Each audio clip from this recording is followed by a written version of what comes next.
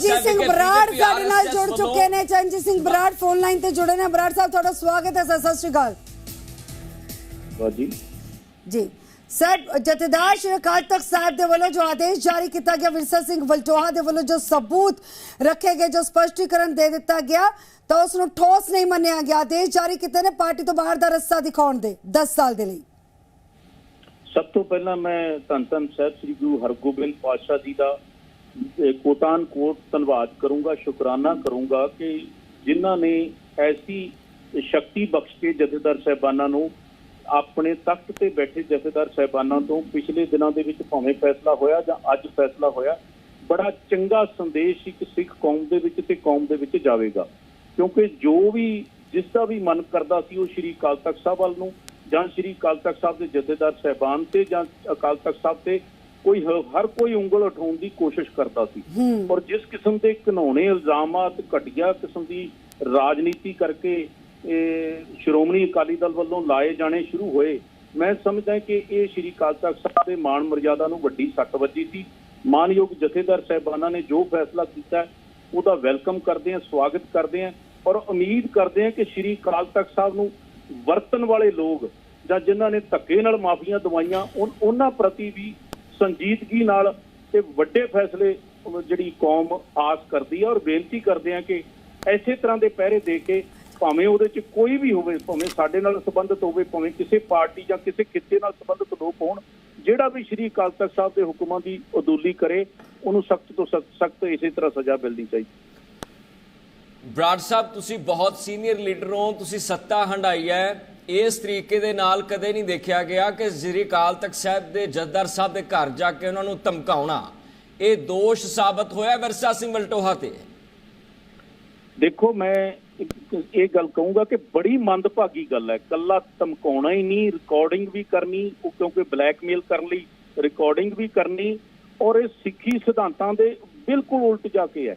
पर धज्जियां उड़ाइयां जिहड़ी श्रोमणी अकाली दल श्री अकाल तख्त साहब ते श्रोमणी गुरुद्वारा प्रबंधक कमेटी की सेवा लई जां प्रोटैक्शन लई बनिया सी ते वो खुद जथेदार साहिबान नूं ब्लैकमेल करने लई कोई ना कोई इहो जिहे छड्यंतर रचे, इतों शर्म वाली इतों मंदभागी गल कोई हो नहीं सकती।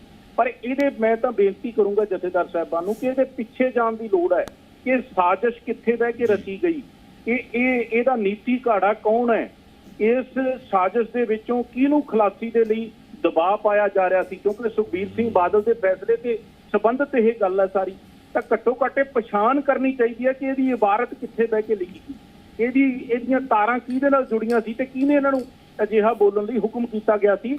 ਉਹ ਵੀ ਉਹਨੇ ਕਸੂਰਵਾਰ ਨੇ ਜਿੰਨੇ ਵਿਰਸਾ ਸਿੰਘ ਵਲਟੋਹਾ ਨੇ।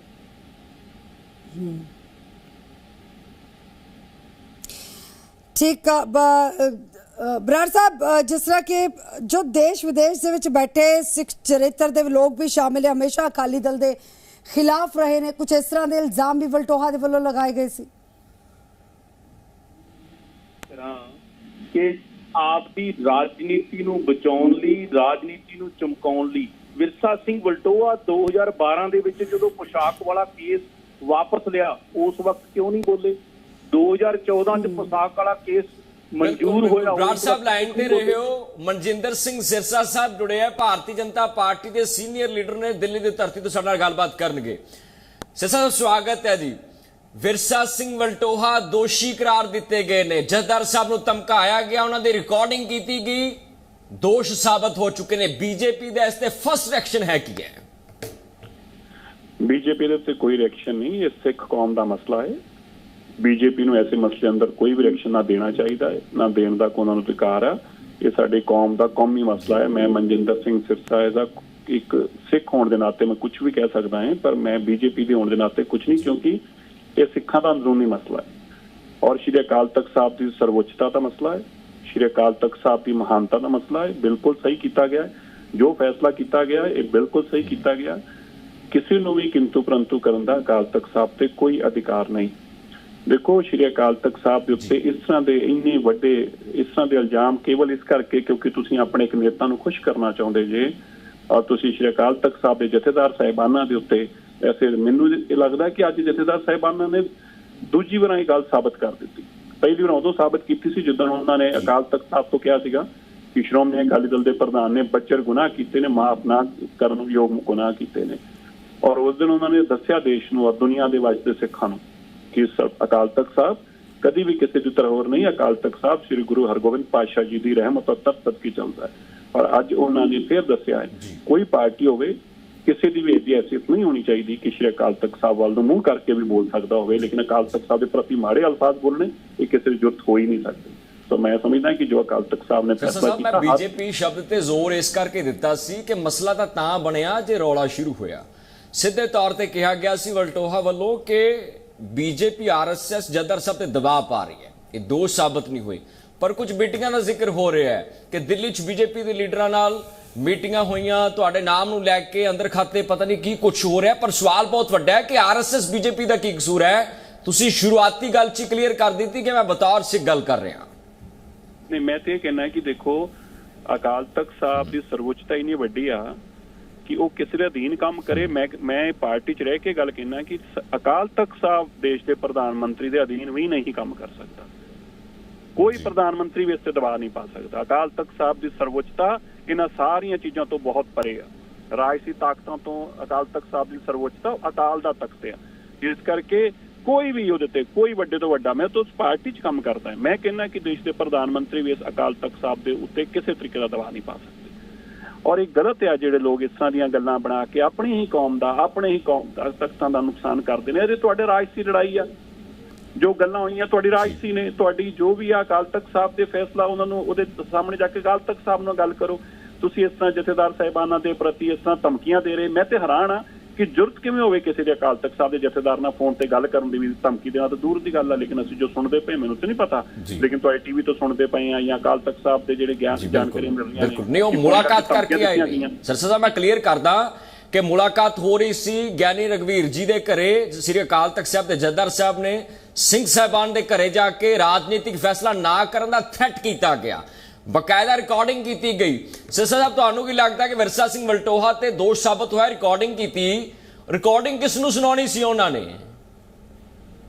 नहीं, मैनूं नहीं पता कि देखो ये तो मैं नहीं जानता अंदर की गलबात हुई आ, लेकिन मैं जो पब्लिक डोमेन सुनी गल वो गलत सी। जिस तरीके उन्होंने कहा कि ये जी RSS अकाल तख्त साहब चला रही है, बीजेपी अकाल तख्त साहब चला रही है, इतने बहुत ही मतलब अल्फाज नहीं है इसका निंदा करने वास्ते, कोई योग अल्फाज नहीं है। गुरसिखां दी इन्नी वड्डी संस्था जिससे इन्नी वड्डे जिसदे खुद मुखी मतलब तुसीं देखो अकाल तख्त की सिरजना किवें हो रही है। तुहानूं लगदा कि उस तरस भरे स्थान के उत्ते कोई किसी का अधिकार हो सकता है?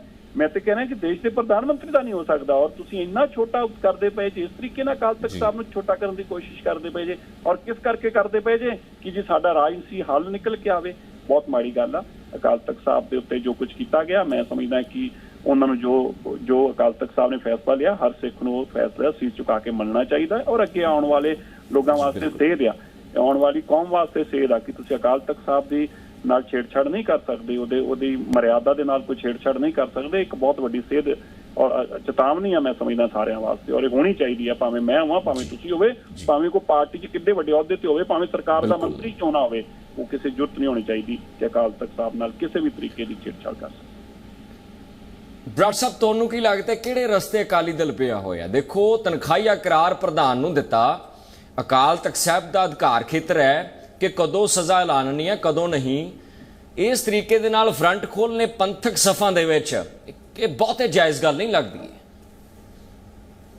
ਸੀ ਮੇਰੀ ਸਭ ਤੋਂ ਪਹਿਲੀ ਪੋਸਟ ਜਿਹੜੀ ਹਾਰ ਤੋਂ ਬਾਅਦ ਪਹਿਲੀ ਕੋਰ ਕਮੇਟੀ ਹੋਈ ਸੀ, ਜੇ ਉਹ ਪੋਸਟ ਪੜ੍ਹੋ ਤਾਂ ਮੈਂ ਉਹਦੇ 'ਚ ਇੱਕ ਲਾਈਨ ਕੋਡ ਕੀਤੀ ਸੀ ਕਿ ਪ੍ਰਧਾਨ ਸਾਹਿਬ ਸਾਡੇ ਨਾਲ ਰੱਬ ਰੁੱਸਿਆ ਤੇ ਸਾਡੀ ਮੱਤ ਵੱਜ ਚੁੱਕੀ ਹੈ। ਇਹ ਮੱਤ ਵੱਜਣ ਵਾਲੀਆਂ ਗੱਲਾਂ ਨੇ।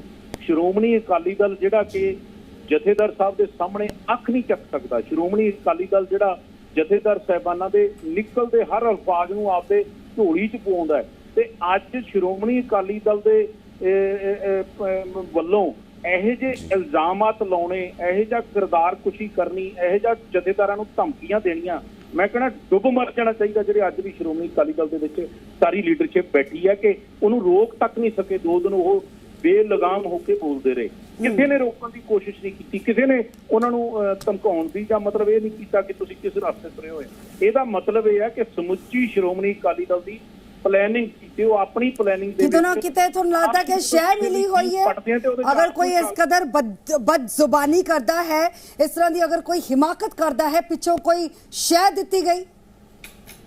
ਬਿਲਕੁਲ 100%। ਜੇ ਤੁਸੀਂ ਸਾਡਾ ਉਸ ਦਿਨ ਦਾ ਪ੍ਰੈਸ ਨੋਟ ਪੜ੍ਹੋ ਤਾਂ ਉਹਦੇ 'ਚ ਲਿਖਿਆ ਸੀ ਕਿ ਇਹਦੀ ਜਿਹੜੀ ਇਬਾਰਤ ਹੈ ਇਹ ਪਹਿਲਾਂ ਬੈਠ ਕੇ ਲਿਖੀ ਗਈ ਹੈ। ਉਸ ਇਬਾਰਤ ਦੇ ਤਹਿਤ 11 ਤਰੀਕ ਨੂੰ ਜਾ ਕੇ ਜਥੇਦਾਰ ਸਾਹਿਬ ਨੂੰ ਮਿਲਦੇ ਨੇ, ਫਿਰ ਉਹ ਰਿਕਾਰਡਿੰਗ ਜਾਂ ਜੋ ਧਮਕੀਆਂ ਦੇ ਕੇ ਆਉਂਦੇ ਨੇ, ਫਿਰ ਦੂਜੇ ਦਿਨ ਫੇਸਬੁੱਕ ਤੇ ਲਿਖਦੇ ਨੇ, ਤਾਂ ਫਿਰ ਉਸ ਤੋਂ ਬਾਅਦ ਤੀਜੇ ਚੌਥੇ ਦਿਨ ਹੋਰ ਪੋਸਟ ਲਿਖਦੇ ਨੇ। ਫਿਰ ਉਸੇ ਸੰਬੰਧ 'ਚ ਕੋਰ ਕਮੇਟੀ ਬੁਲਾਈ ਜਾਂਦੀ ਹੈ।